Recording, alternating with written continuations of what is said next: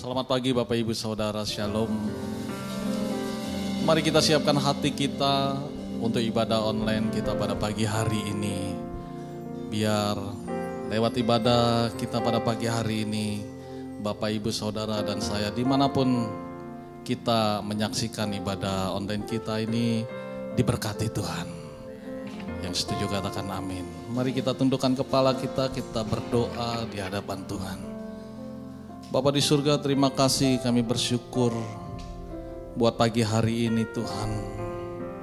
Kami boleh ada sampai hari ini karena kasih karunia-Mu ya Tuhan. Terima kasih, kami bersyukur. Dan kami mau siapkan hati kami untuk memuji menyembah-Mu pada pagi hari ini. Limpahkan sukacita-Mu atas kami ya Tuhan. Dan biar kesembuhan, kelepasan lewat pujian penyembahan yang kami naikkan pada pagi hari ini, itu terjadi di dalam nama Tuhan Yesus. Terima kasih Tuhan, hanya di dalam nama Tuhan Yesus Kristus. Haleluya, amin. Mari kita siapkan lebih lagi untuk memuji Tuhan Bapak Ibu. Siapkan hatimu kepada Tuhan. Terima kasih Tuhan Yesus. Terima kasih, kami bersyukur Tuhan.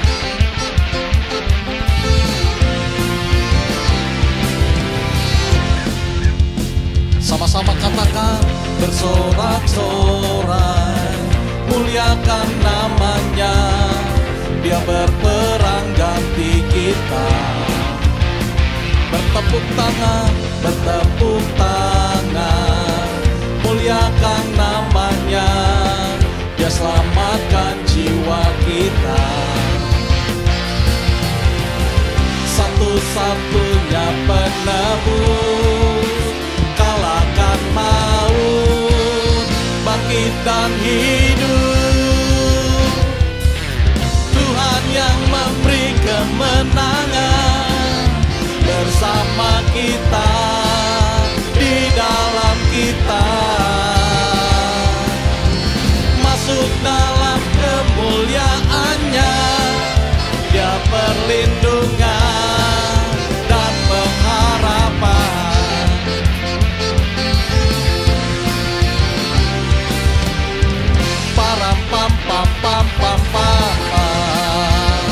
Bersorak-sorai, bersorak-sorai, muliakan namanya. Dia berperang ganti kita. Bertepuk tangan, muliakan namanya. Dia selamatkan jiwa kita. Mari tunjuk, Engkau satu-satunya penebus kami Tuhan. Engkau mengalahkan maut. Haleluya.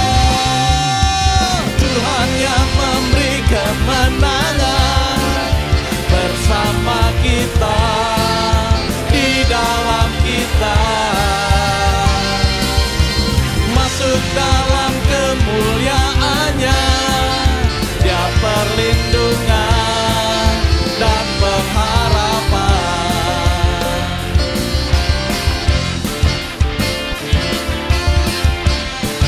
Terima kasih Tuhan Yesus. Terima kasih Tuhan. Param pam pam pam pam pam. Param pam pam pam pam pam. Param pam pam pam pam pam. Param pam pam pam pam pam. Param pam pam pam pam pam pam. Tuhan yang memberi, Engkau memberi kemenangan Tuhan bersamamu.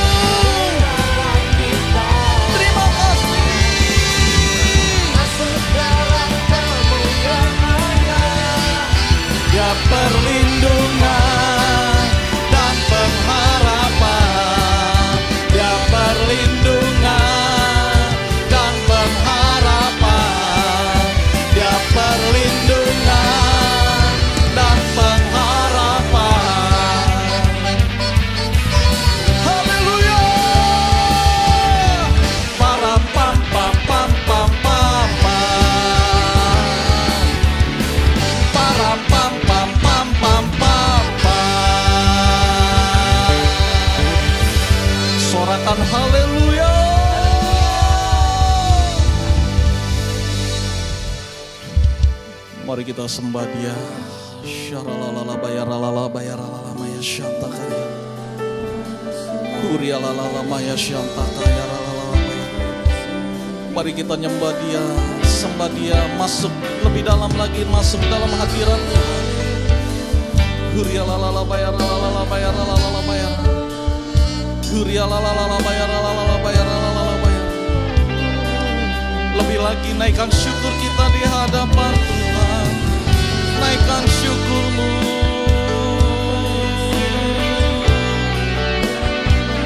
Naikkan syukur. Haleluya, haleluya.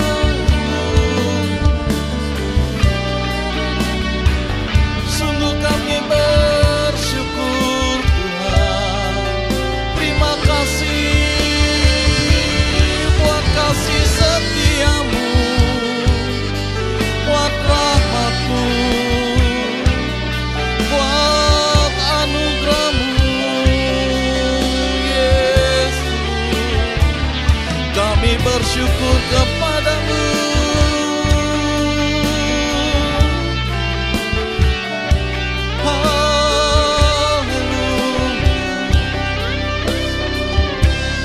Mari angkat kedua tangan kita di hadapan Tuhan Yesus. Dengan segenap hatimu. Ku kagum hormat akan Engkau. Ku kagum hormat. Kami kagum akan Engkau. Kami hormat akan Engkau Tuhan.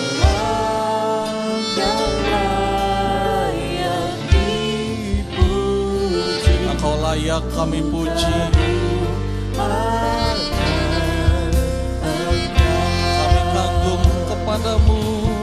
Kagum hormat akan Engkau. Kagum hormat akan Engkau. Kau Allah yang layak dipuji. Ku kagum akan Engkau.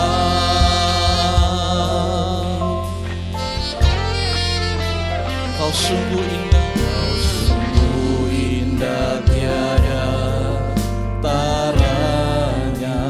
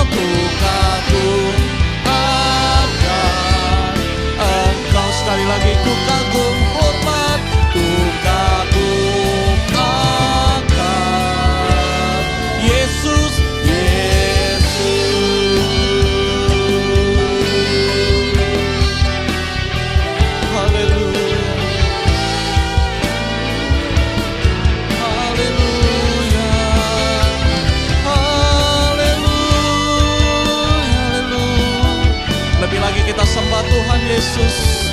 Hiralalalala sandi. Hiralalalala sana.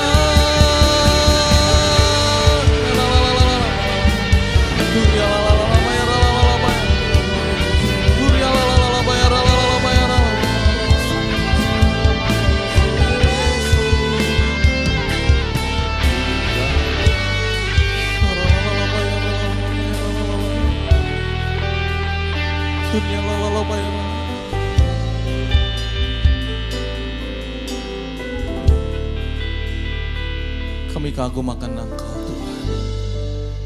Sungguh kami kagum akan Engkau ya Tuhan. Terima kasih Tuhan, terima kasih. Kami bersyukur ya Tuhan. Di dalam nama Yesus Kristus. Haleluya.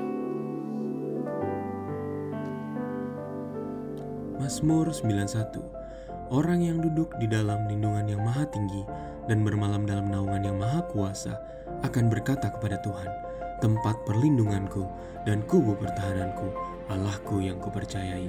Sungguh dialah yang akan melepaskan engkau dari jerat penangkap burung, dari penyakit sampar yang busuk. Dengan kepaknya ia akan melindungi engkau, di bawah sayapnya engkau akan berlindung. Kesetiaannya ialah perisai dan pagar tembok. Engkau tak usah takut terhadap kedahsyatan malam, terhadap panah yang terbang di waktu siang, terhadap penyakit sampar yang berjalan di dalam gelap, terhadap penyakit menular yang mengamuk di waktu petang. Walau 1.000 orang rebah di sisimu dan 10.000 di sebelah kananmu, tetapi itu tidak akan menimpamu. Engkau hanya menontonnya dengan matamu sendiri dan melihat pembalasan terhadap orang-orang fasik. Sebab Tuhan ialah tempat perlindunganmu, yang maha tinggi telah kau buat tempat perteduhanmu. Malapetaka tidak akan menimpa kamu, dan tulah tidak akan mendekat kepada kemahmu. Sebab malaikat-malaikatnya akan diperintahkannya kepadamu untuk menjaga engkau di segala jalanmu. Mereka akan menatang engkau di atas tangannya, supaya kakimu jangan terantuk kepada batu. Singa dan ular tedung akan kau langkahi. Engkau akan menginjak anak singa dan ular naga. Sungguh hatinya melekat kepadaku, maka aku akan meluputkannya. Aku akan membentenginya sebab ia mengenal namaku. Bila ia berseru kepadaku, aku akan menjawab. Aku akan menyertai dia di dalam kesesakan. Aku akan meluputkannya dan memuliakannya. Dengan panjang umur akan kukenyangkan dia, dan akan kuperlihatkan kepadanya keselamatan daripadaku.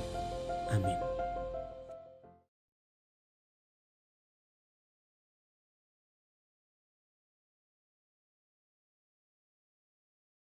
Shalom saudara, dalam edisi Voice of Pentecost kali ini, kita akan membahas mengenai kekuatan bukan ketakutan.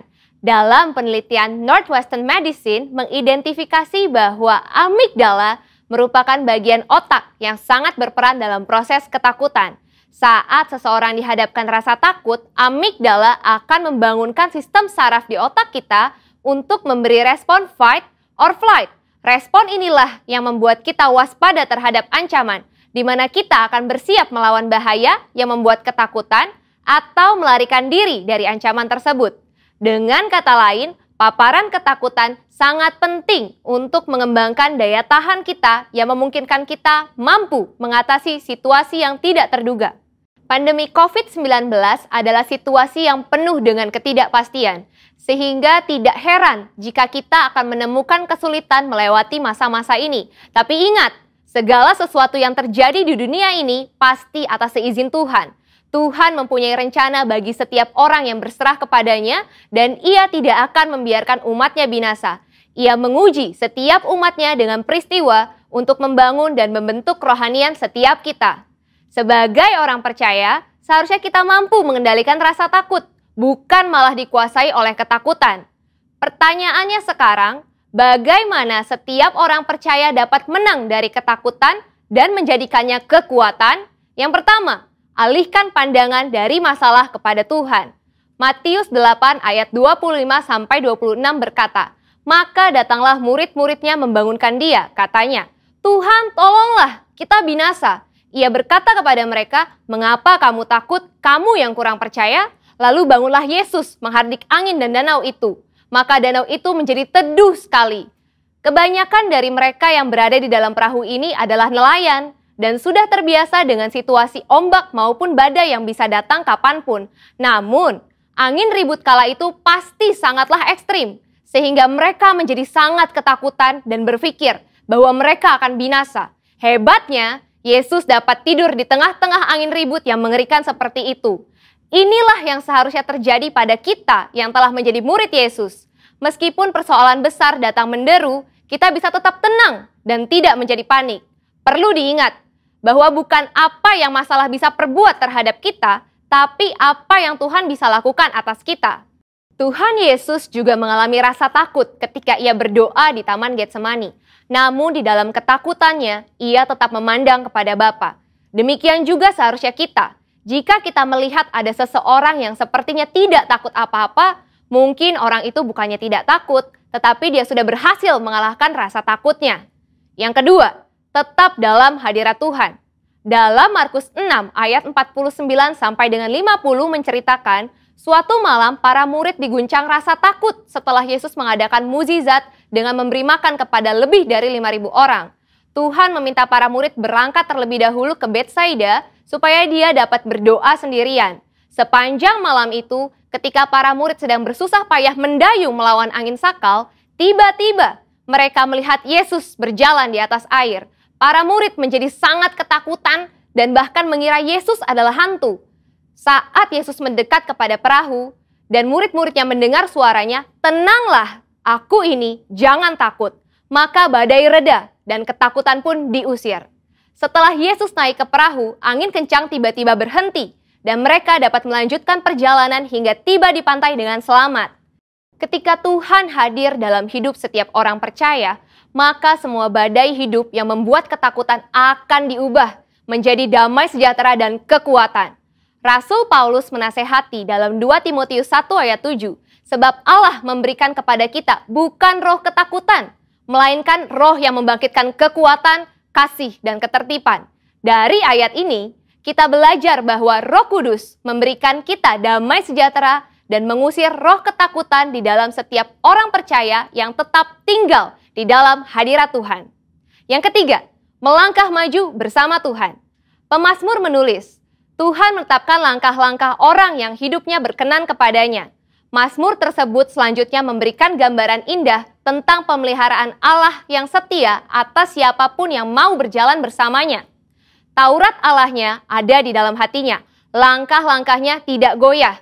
Melangkah maju bersama Tuhan menunjukkan bahwa tanpa Tuhan seseorang tidak dapat berbuat apa-apa.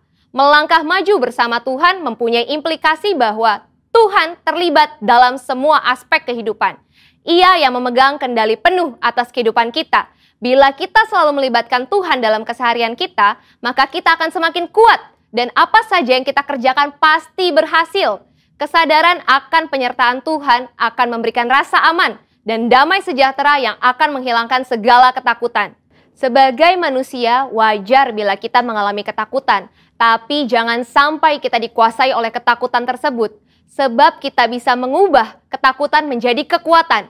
Yaitu dengan cara fokus kepada Tuhan, bukan kepada masalah. Sehingga kita bisa tetap tinggal di dalam hadirat Tuhan dan mampu melangkah maju karena Tuhan ada beserta kita. Saudara, untuk penjelasan lebih lengkapnya dari tim teologi kami, jangan lupa buka link yang ada di atas atau scan QR Code yang tersedia. Salam integritas, Tuhan Yesus memberkati.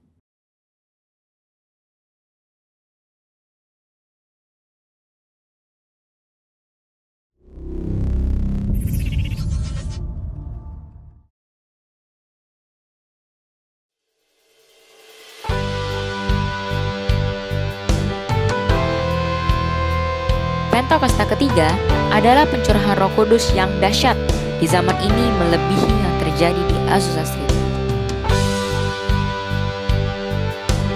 Pentakosta ketiga akan mengakibatkan penuaian jiwa yang terbesar dan yang terakhir sebelum Tuhan Yesus datang kembali. Pentakosta ketiga akan membangkitkan generasi Yeremia, yaitu anak-anak muda yang dipenuhi Roh Kudus, cinta mati-matian kepada Tuhan Yesus, tidak kompromi terhadap dosa, dan akan bergerak untuk memenangkan jiwa. Pentakosta ketiga lahir di Indonesia dan bergerak ke bangsa-bangsa. Gerakan ini dari timur ke barat dan akan kembali ke Yerusalem. Pentakosta ketiga akan memberikan kuasa untuk menyelesaikan amanat agung, dan setelah itu Tuhan Yesus datang kembali.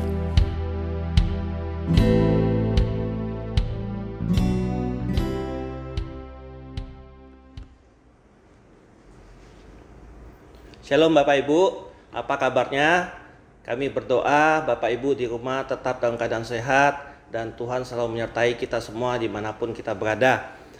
Kita mengucap syukur kita masih bisa mengikuti ibadah online sampai hari ini, itu semua karena kemurahan Tuhan. Karena Bapak Ibu kalau boleh tahu, di balik semua proses ibadah online ini tidak sesimpel yang kita bayangkan, Bapak Ibu bayangkan ya. Jadi kita tetap mengucap syukur dan berterima kasih Tuhan tetap izinkan kita untuk di rumah mengikuti ibadah online sampai hari ini. Oke, sebelum kita mulai, mari kita berdoa dulu. Bapa, dalam nama Tuhan Yesus, terima kasih buat pagi hari ini Tuhan. Tuhan sudah memberkati kami, memberikan kami kesehatan yang baik. Kami boleh beraktivitas, kami boleh menggerakkan semua anggota tubuh kami dengan sempurna Tuhan. Itu semua adalah kasih karunia-Mu, itu adalah semua berkat yang dari Engkau yang sudah Tuhan sediakan bagi kami semua. Terima kasih buat pagi hari ini Tuhan, berbicaralah dan Tuhan pakai mulut bibir hamba-Mu ini untuk menyampaikan isi hati-Mu Tuhan. Terima kasih Tuhan Yesus, di dalam nama Tuhan Yesus kami berdoa dan mengucap syukur. Amin. Oke, shalom Bapak Ibu sekali lagi. Pagi hari ini saya akan membawa satu tema, yaitu menjaga hadirat Tuhan.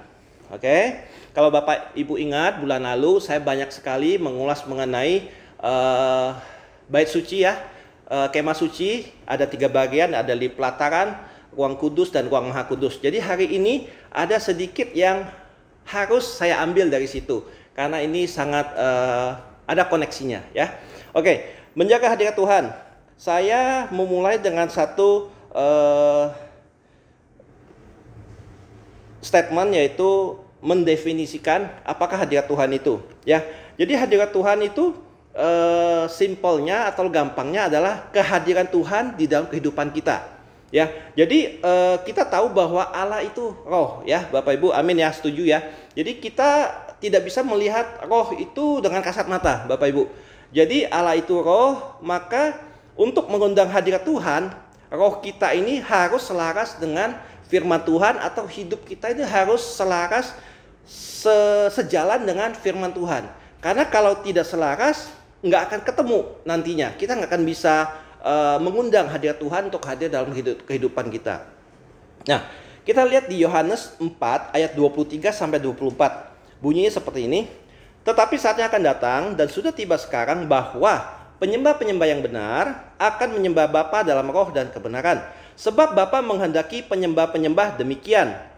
Ayat 24, Allah itu roh dan barang siapa menyembah Dia harus menyembahnya dalam roh dan kebenaran.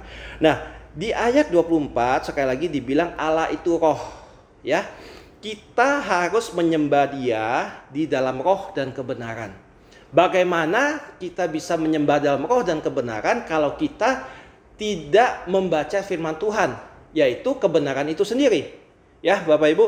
Nah, hadirat Tuhan ini sangat penting dalam kehidupan kita. Apalagi kita sebagai anak-anak Tuhan dalam masa-masa pandemi, masa-masa sukar, masa-masa tidak mudah seperti saat ini, kita sangat butuh sekali akan hadirat Tuhan.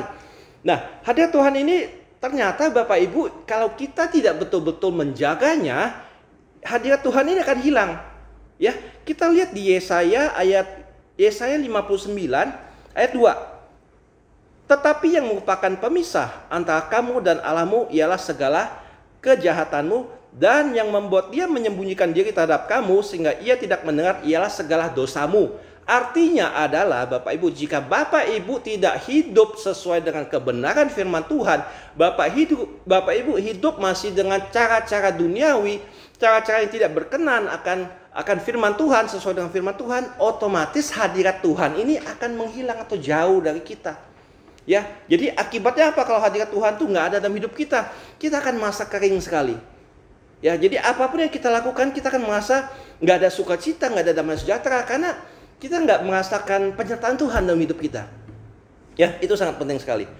Kita masuk ke dalam poin pertama. Ya, di sini saya kasih 3 poin yang sudah saya alami. Jadi saya bagikan bagi Bapak Ibu atau saudara-saudara ya. Jadi poin pertama yang saya tulis di sini adalah masuk dalam hadirat Tuhan itu melalui puji-pujian. Ya, jadi kita harus banyak puji-pujian, banyak suka menyembah, menyanyi bagi Tuhan, bermazmur bagi Tuhan.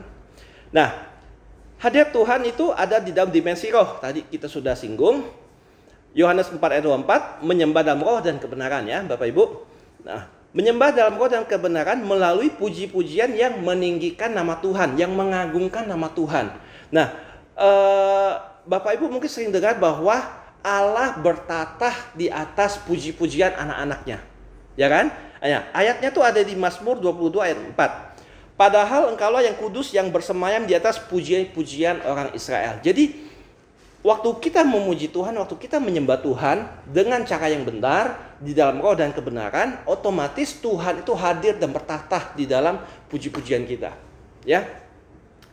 Nah, kita terkadang secara kedagingan ya itu nggak mudah untuk kita mulai mau memuji Tuhan.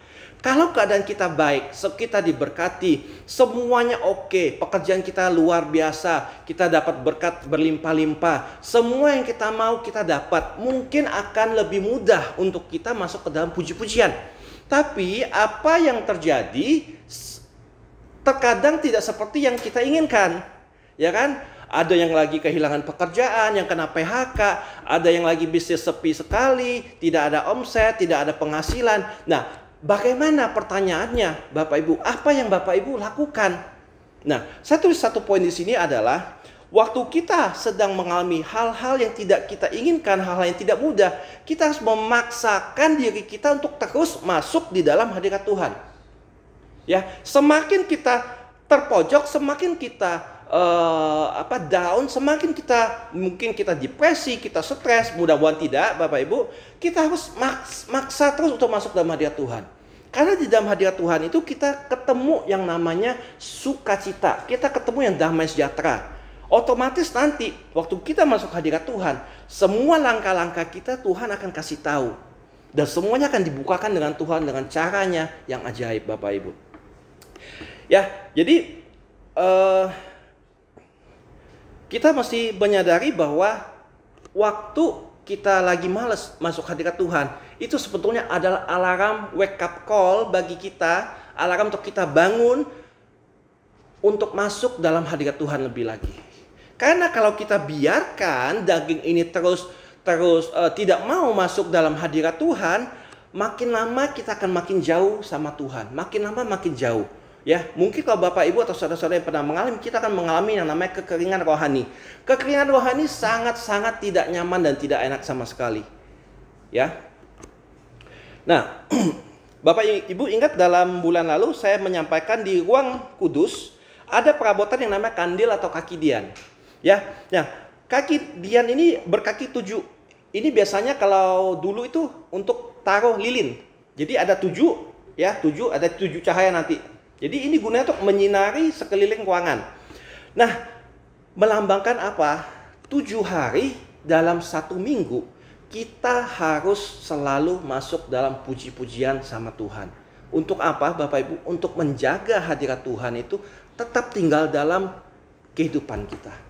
Ya, kita bukan saja kebetulan ya Bapak Ibu ya, gereja kita GBI Gatot Subroto ya dari pusat mempunyai satu DNA adalah prajurit-prajurit Tuhan yang gagah perkasa, yang gaya hidupnya doa, pujian, penyembahan dalam unity siang dan malam, serta melakukan kehendak Bapa pada zaman ini. Jadi saya mendorong Bapak Ibu, ayo kita masuk dalam kegerakan ini, kita masuk dalam setiap hari kita muji nyembah Tuhan, supaya kita bisa menjaga hadirat Tuhan untuk ada tinggal di dalam hidup kita, sehingga kehidupan kita nggak melenceng Bapak Ibu. Ya, jadi waktu kita mau melenceng, hadirat Tuhan itu akan ngingetin kita. Ya. Oke. Poin nomor 2 yang saya tulis di sini adalah kita harus mempunyai secret place. Secret place ini bahasa Indonesia adalah tempat tersembunyi. Tempat tersembunyi ini berbicara akan satu tempat yang di mana nggak ada orang, hanya kita sendiri, dan kita waktu di ruangan itu kita bisa berkomunikasi sama Tuhan, kita bertemu dengan Tuhan di tempat itu. Ya, masing-masing orang punya secret place yang berbeda-beda. Ya, jadi kalau kita lihat di Alkitab di Matius 6 ayat 6 bunyinya gini, tetapi jika engkau berdoa, masuklah ke dalam kamarmu, tutuplah pintu, dan berdoalah kepada Bapamu yang ada di tempat tersembunyi, maka Bapamu yang melihat yang tersembunyi akan membalasnya kepadamu. Berarti, ya saya ulang kembali, disuruh masuk ke kamar, tutup pintu. Berarti nggak mau ada gangguan dari orang lain, suruh ditutup pintu kamarnya. Berarti Tuhan itu mau persekutuan, ya, personal, individu dengan individu sama Tuhan. Jadi one on one, Bapak Ibu, ya. Nah, waktu kita sungguh-sungguh masuk dalam secret place kita, dalam tempat tersembunyi, nggak ada yang lihat, di situ kita bebas, kita boleh memuji nyembah Tuhan, kita bisa berdoa sama Tuhan, kita juga bisa yang namanya berbicara sama Tuhan, kita bisa curhat sama Tuhan, Bapak Ibu. Nah, itu yang saya suka alami dan saya sangat menikmati secret place ini bersama dengan Tuhan. Ya. Seperti di kemah suci, ya, pada bagian ruang Maha Kudus, ruang paling dalam, ya. Di tempat ini hanya boleh ada imam besar yang boleh masuk ke tempat ini, dan itu pun hanya 1 tahun 1 kali. Jadi kalau orang nggak suci, nggak kudus, nggak boleh masuk ke situ. Dan gunanya apa imam besar itu untuk masuk ke ruang Maha Kudus? Untuk mendengarkan pesan-pesan Tuhan, untuk mendengarkan arahan Tuhan. Mesti ngapain? Sama juga dengan kita, Bapak Ibu, di zaman kita sedang pandemi, zaman kita lagi susah, zaman kita lagi kurang nyaman, ya. Situasi seperti ini, kita kehilangan pekerjaan mungkin, bisnis kita mungkin nggak ada penjualan. Itulah waktunya kita harus banyak masuk dalam tempat tersembunyi, masuk dalam secret place kita. Gunanya apa? Untuk meminta petunjuk sama Tuhan, untuk berdoa sama Tuhan. Ya. Nah, Tuhan ingin perjumpaan secara individual atau pribadi. Kita boleh rajin ikut acara-acara gereja, kita boleh rajin ikut ibadah minggu, itu semuanya baik. It's all good, it's all perfect gitu loh. Tapi yang Tuhan minta adalah bagaimana hubungan kita sama Tuhan secara pribadi. Ya kan? Nah, tanpa adanya persekutuan pribadi yang intim dengan Tuhan, iman kita lambat laun akan berhenti, akan turun. Bapak Ibu. Jadi sangat penting sekali Bapak Ibu, kita harus mencari secret place kita. Ya, seperti yang sudah pernah saya sampaikan sebelumnya, secret place saya sama Tuhan itu ada di dalam mobil. Waktu saya dari rumah ke kantor, saya nyetir. Yang saya lakukan adalah saya putar handphone lagunya lagu penyembahan. Saya dengar khotbah semua. Nah, itu yang membuat saya bisa menjaga hadirat Tuhan. Ya, itu yang menguatkan saya sepanjang perjalanan, sepanjang hari, itu yang menguatkan saya. Nah, ketika waktu lagi ada problem, lagi ada pergumulan, waktu saya masuk dalam secret place saya, disitulah saya mendapatkan kekuatan dari Tuhan. Disitulah saya dapat jalan keluar sama Tuhan. Bapak Ibu, Tuhan itu nggak bisu, Tuhan itu nggak diem, Tuhan itu bukan nggak nyata, Tuhan itu sangat nyata.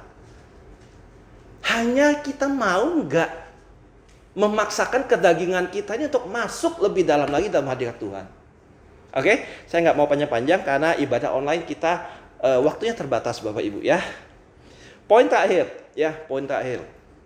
Untuk menjaga hadirat Tuhan, ya, satu cara yang paling gampang menurut saya, namun paling susah untuk dilakukan oleh banyak orang, yaitu baca firman setiap hari. Ya. Banyak sekarang Bapak Ibu, saya mau bertanya, siapa yang sudah baca firman hari ini? Angkat tangannya. Siapa yang sudah baca firman dari Senin sampai Minggu? Angkat tangannya. Siapa yang sudah baca firman bulan ini? Bulan lalu mungkin? Tahun lalu mungkin? Beberapa tahun yang lalu mungkin? Atau jangan-jangan ada yang bilang, aduh, saya lupa ya Alkitab saya taruh di mana. Wah, itu celaka. Ya. Jadi Bapak Ibu, untuk menjaga hadirat Tuhan, cara yang paling gampang ini adalah baca firman Tuhan setiap hari. Kenapa saya taruh poin ini di paling terakhir? Memang ini paling gampang Bapak Ibu, tapi paling susah dilakukan. Kenapa? Konsistensi kita ada apa enggak? Ya kan? Terkadang kita berapi-api waktu awal tahun. Kita berkomitmen awal tahun. Tapi berjalannya bulan, hari, kita mengalami banyak pergumulan, kita mengalami banyak masalah, kita mengalami banyak perseteruan mungkin, cekcok sana sini segala macam. Itu membuat kita lama-lama hilang akan kita punya komitmen sama Tuhan. Saya mau katakan satu hal seperti ini Bapak Ibu ya. Saya punya satu prinsip pribadi seperti ini. Saya maaf ya Bapak Ibu, ini bukan menyombongkan diri. Saya sudah membaca firman Tuhan, itu sudah bertahun-tahun. Saya hampir lupa, sudah berapa tahun saya baca dari Kejadian sampai Wahyu. Dan ya, walaupun saya lagi sakit, selama mata saya masih bisa buka, tangan masih bisa kuat untuk memegang Alkitab, saya pasti baca. Kenapa Bapak Ibu? Itu menunjukkan saya mau menjaga hadirat Tuhan setiap saat dalam hidup saya. Ya kan? Nah, firman Tuhan ini penting karena ini adalah pelita bagi jalan kita. Dan ini membuat kita tahu kita mesti melangkah kemana Bapak Ibu. Nah, bulan lalu ya, balik lagi ke bulan lalu, saya bilang di ruang kudus Bapak Ibu ada satu meja persembahan. Nah, di meja ini kita imam-imam tuh harus menyiapkan roti setiap hari. Roti ini disiapkan setiap hari untuk dipersembahkan bagi Tuhan. Bukan roti yang kemarin ya Bapak Ibu ya. Roti yang baru setiap pagi disiapkan buat Tuhan. Ini berbicara apa? Berbicara kita baca firman setiap hari. Untuk kita mengundang hadirat Tuhan itu turun dalam hidup kita. Kalau kita nggak pernah mau baca firman, mungkin kita sudah hebat, kita sudah ngerti isi Alkitab, kita merasa, kita nggak perlu baca lagi. Menurut saya, mohon maaf, itu sombong. Ya, bagi saya, kita harus tetap baca Alkitab dari Kejadian sampai Wahyu setiap hari. Setiap tahun saya mengulang hal yang sama, saya selalu mendapatkan sesuatu yang baru dari Tuhan. Itu artinya apa Bapak Ibu? Saya belum mengerti seluruh isi Alkitab dari Kejadian sampai Wahyu. Kecuali Bapak Ibu, dari Kejadian sampai Wahyu, titik koma semuanya, Bapak Ibu semua hafal. Oke, hebat, gitu kan. Tapi saya yakin nggak banyak orang yang bisa seperti itu. Atau bahkan nggak ada Bapak Ibu. Ya, oke, kita back lagi ke sini. Nah, kembali lagi di ruang kudus itu, ya, ini berbicara mengenai kandil lagi tadi, yang ada kakinya 7 itu. Nah, saya catat situ di Mazmur 119 ayat 105, firman-Mu itu pelita bagi kakiku dan terang bagi jalanku. Sekarang pertanyaannya adalah kita sebagai anak-anak Tuhan, bagaimana caranya kita bisa tahu jalan kita di jalan yang benar apa enggak? Ya, tahu sikap kita ini betul apa enggak? Kalau kita tidak pernah sama sekali membaca atau menyentuh firman Tuhan, kita nggak tahu patokannya apa, ya kan? Nah, kalau kita tahu patokannya, kita harus muji nyembah Tuhan, kita mesti baca firman setiap hari, kita pasti tahu. Oh, waktu kita melakukan ini, alarmnya berbunyi. Oh, nggak boleh melakukan ini nggak sesuai firman Tuhan. Roh Kudus menegur kita. Tapi kalau kita nggak pernah baca firman Tuhan, kita nggak tahu kebenaran firman, bagaimana kita tahu yang kita lakukan selama ini betul apa nggak di hadapan Tuhan? Oke, simpelnya seperti itu. Firman Tuhan akan menuntun setiap langkah kita, apalagi di masa pandemi ini. Saat kita down, hilang arah, jawabannya hanya satu, adalah baca firman Tuhan. Firman Tuhan akan menguatkan iman kita yang lemah. Firman punya kuasa mujizat mengubah yang tidak ada menjadi ada, Bapak Ibu. Ya, jadi Bapak Ibu, saya mau challenge Bapak Ibu, saudara-saudara sekalian yang lagi menonton atau menyaksikan ibadah online ini. Sudahkah Bapak Ibu baca firman hari ini? Kalau belum, buruan baca. Saya mau kasih satu kesaksian, mumpung masih ada waktu nih ya. Saya mau kasih satu kesaksian begini. Waktu awal pandemi, jujur saya kalau baca firman Tuhan, mendengar firman Tuhan itu malam. Waktu saya udah mau tidur. Ya kan? Nah, tiba-tiba satu saat Tuhan selalu mengingatkan saya. Ayo, kamu mau mendahulukan Tuhan atau kamu mau mendahulukan pekerjaan kamu? Kamu mau mendahulukan Tuhan dulu atau kamu mau menyelesaikan pekerjaan kamu dulu, kata Tuhan gitu kan. Oh iya Tuhan, oh iya Tuhan. Tapi saya nggak melakukannya. Ya kan? Sampai beberapa bulan gitu ya. Nah, tiba-tiba ada satu teguran mulai keras kan. Teguran mulai keras sih saya merasakan gini. Wah, keadaan mulai goncang-gancing. Wah, keadaan mulai nggak menentu, bisnis mulai nggak menentu segala macam. Wah, semuanya nggak menentu segala macam. Apalagi masuk di pandemi, wah semuanya segala sesuatu menjadi tidak pasti, Bapak Ibu, ya kan?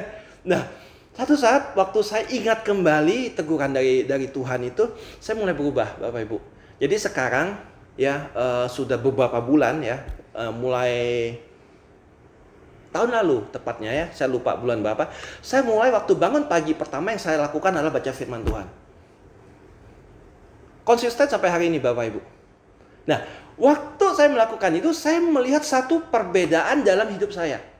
Ya kan? Dulu saya jujur, sebagai hamba Tuhan, saya masih khawatir akan kehidupan nih. Saya masih khawatir, anak-anak mau makan apa? Istri mau makan apa? Anak-anak sekolah mau bayar pakai apa? Pandemi boleh ada, tapi cicilan, tagihan, jalan terus. Yang percaya katakan amin. Ya, saya percaya semua mengalami hal yang sama. Nah, tapi di zaman pandemi ini, cicilan jalan terus, tagihan jalan terus, pendapatannya berkurang. Ya kan, Bapak Ibu? Nah, kalau kita pikir terus, botak kepala kita lama-lama, ya kan? Tambah stres. Ya, ini yang Tuhan sebetulnya tanamkan ke dalam kehidupan kita. Kalau kita mendahulukan Tuhan, kalau kita betul-betul menjalankan hidup kita sama Tuhan, menyerahkan itu bukan hanya kita ngomong aja ya seperti, tapi kita melakukannya. Kita ada action yang kita lakukan. Nah, selama saya melakukan komitmen ulang sama Tuhan, saya baca firman terus setiap pagi sebelum saya beraktivitas, saya mulai melihat jalan-jalan dibukakan oleh Tuhan. Saya boleh melihat pertolongan Tuhan yang tepat waktu ada dalam kehidupan kami semua. Saya boleh melihat walaupun ya di luar sana bilang sedang susah, ya pekerjaan sedang bisnis sedang down segala macam, saya masih bisa tetap setiap bulan membayar semua tagihan yang perlu saya bayar on time. Saya boleh membayar tagihan dari supplier saya on time, Bapak Ibu. Itu menurut saya satu kemurahan Tuhan. Itu menurut saya adalah salah satu pertolongan Tuhan yang luar biasa dalam hidup saya. Kita nggak boleh ekspektasi terlalu besar di masa-masa pandemi ini, Bapak Ibu, ya kan? Yang bisa kita pegang saat ini adalah firman Tuhan. Karena itu adalah kebenaran. Dia akan menuntun kita setiap hari. Dia akan menerangi setiap jalan-jalannya kita. Jadi Bapak Ibu, sekarang pertanyaannya adalah, bagaimana kehidupan Bapak Ibu saat ini? Apakah Bapak Ibu sudah dalam keadaan yang paling rendah, titik paling rendah dalam kehidupan Bapak Ibu? Kalau iya, mau nggak berubah sekarang? Atau mau tetap kayak begini aja terus sampai Tuhan Yesus datang? Enggak ya Bapak Ibu ya. Kita mau berubah. Kita mau berubah supaya apa? Kita mendapatkan kehidupan yang lebih baik. Kita mendapatkan tuntunan Tuhan, kita mendapatkan hadirat Tuhan itu selalu ada dalam kehidupan kita. Percaya Bapak Ibu, jauh dari hadirat Tuhan itu sama sekali tidak enak. Ya Bapak Ibu, jadi 3 poin aja pagi hari ini saya mau mengulang aja secara cepat. Pertama, hadirat Tuhan itu berbicara dimensi roh. Jadi kita harus masuk dalam pujian penyembahan yang menyembah Tuhan di dalam roh dan kebenaran. Ya, puji-pujian setiap hari. Ya, bermazmur sama Tuhan setiap hari. Itu adalah gaya hidup kita. Ini adalah DNA dari gereja kita. Ya. Kedua, setiap kita harus mempunyai tempat tersembunyi, secret place, di mana kita bisa bertemu muka dengan muka sama Tuhan. Fungsinya apa Bapak Ibu? Supaya kita tahu tuntunan Tuhan. Supaya kita tahu Tuhan tuh mau ngapain. Supaya kita tahu waktu kita bingung, kita tanya Tuhan, kita bisa curhat sama Tuhan. Tempat tersembunyi ini adalah tempat yang betul-betul hanya Bapak Ibu sendiri sama Tuhan. Nggak boleh ada orang lain. Pak, saya sering mesbah keluarga. Itu nggak berlaku. Yang berlaku adalah hubungan pribadi Bapak Ibu, saudara-saudara sama Tuhan. Satu dengan satu. Ya, jadi tempat yang tersembunyi. Firman Tuhan bilang apa? Masuk dalam kamar, tutup pintu, kunci, berdoalah di situ. Carilah Tuhan di situ. Maka Tuhan akan melihat kita di sana. Ya, terakhir Bapak Ibu, baca firman setiap hari. Memang nggak gampang Bapak Ibu. Kedagingan ini perlu kita kikis setiap hari. Kedagingan ini perlu kita potong setiap hari. Nah, percaya sama saya Bapak Ibu. Ya, coba saya mau tantang Bapak Ibu. 3 bulan saja Bapak Ibu ambil satu langkah iman. Baca firman setiap hari aja. Senin sampai Minggu. Setiap hari 3 bulan. Kalau Bapak Ibu tidak ada perubahan sama sekali, silakan telepon saya. Ya, saya percaya waktu kita sungguh-sungguh mencari Tuhan, ada kemurahan Tuhan hadir dalam hidup kita. Ya, waktu kita baca firman setiap hari, ada jalan-jalan yang Tuhan bukakan bagi kita. Mau kita lagi sakit, kita dalam keadaan apapun Bapak Ibu, baca firman setiap hari. Sudah baca Alkitab Pak, berulang-ulang kali, beratus-ratus, baca terus firman Tuhan. Kita akan mendapatkan sesuatu yang baru setiap hari. Ya, itu saya alami kok Bapak Ibu. Oke, Bapak Ibu, itu aja firman Tuhan pagi hari ini. Mari saya mau berdoa buat Bapak Ibu yang mau berdiri boleh, yang mau mengangkat tangan boleh, mau taruh tangannya di dada boleh, yang mau buat komitmen ulang sama Tuhan pagi ini juga boleh, ya. Oke, kita berdoa ya. Bapak, dalam nama Tuhan Yesus, Bapak melihat semua anak-anak-Mu, tangan-tangan yang sedang terangkat, yang sedang menaruh tangannya di dada Tuhan. Kami berdoa dari tempat ini di dalam nama Tuhan Yesus. Tuhan tolong mereka, Tuhan jagai mereka, Tuhan berkati mereka, Tuhan limpahkan hadirat-Mu Tuhan, sehingga mereka boleh tetap berada dalam hadirat-Mu setiap hari Tuhan. Jangan biarkan mereka berjalan sendiri Tuhan, dengan kepintaran mereka, dengan akal budi mereka Tuhan. Tapi tuntun mereka Tuhan melalui firman-Mu, tuntun mereka melalui kebenaran firman-Mu Tuhan, sehingga mereka tidak tersesat, mereka tidak jauh dari Engkau Tuhan. Terima kasih Tuhan, Tuhan memberkati kami, mematahkan segala kuasa-kuasa yang selama ini mencoba mengganggu, mengikat mereka sehingga mereka tidak berdaya, mereka tidak bisa sukacita bersama Tuhan, mereka tidak bisa all out bersama Tuhan. Kami patahkan kuasa di dalam nama Tuhan Yesus. Biar kuasa Tuhan tercurah saat ini buat Bapak Ibu di rumah yang sedang menyaksikan ibadah online ini, dimanapun Bapak Ibu berada, saudara-saudara berada, percayalah Tuhan selalu ada dan Tuhan selalu menuntun kita semua. Terima kasih Tuhan Yesus, terima kasih buat firman-Mu, biar firman ini jatuh di tanah hati yang subur, berbuah berlipat-lipat kali ganda. Dalam nama Tuhan Yesus kami telah berdoa dan mengucap syukur. Haleluya, amin. Selamat hari Minggu, Tuhan Yesus memberkati.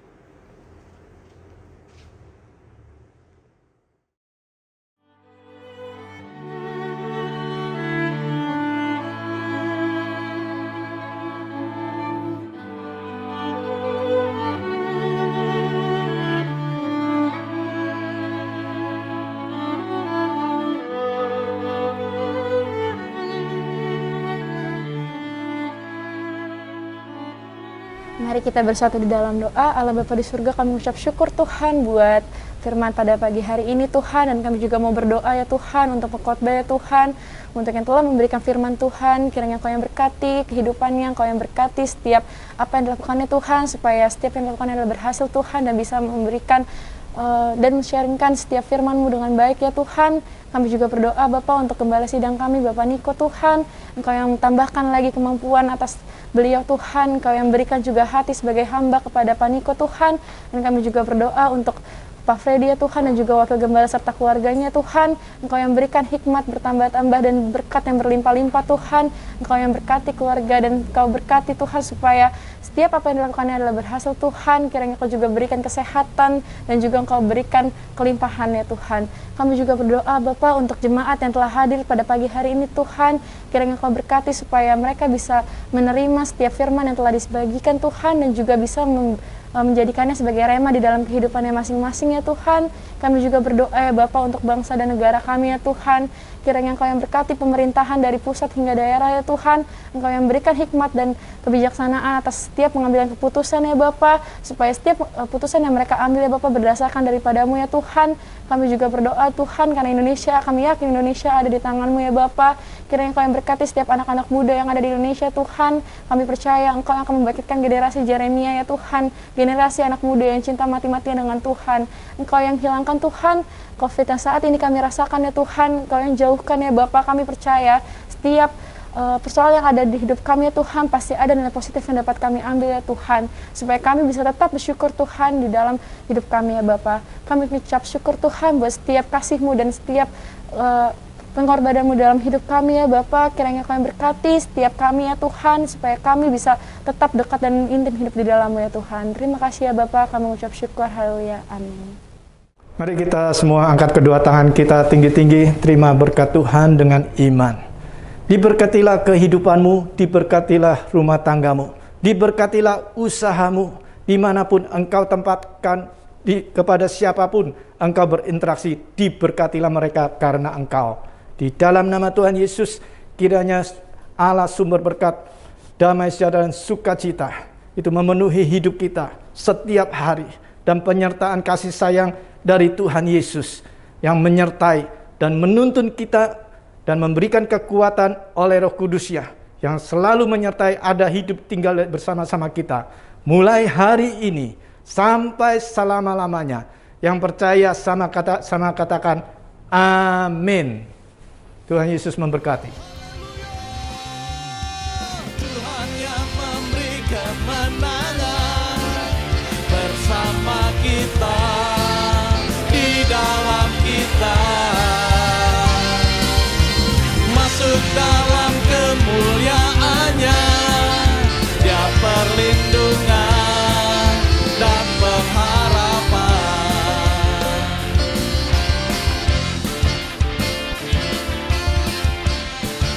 Terima kasih Tuhan Yesus. Terima kasih Tuhan. Param pam pam pam pam.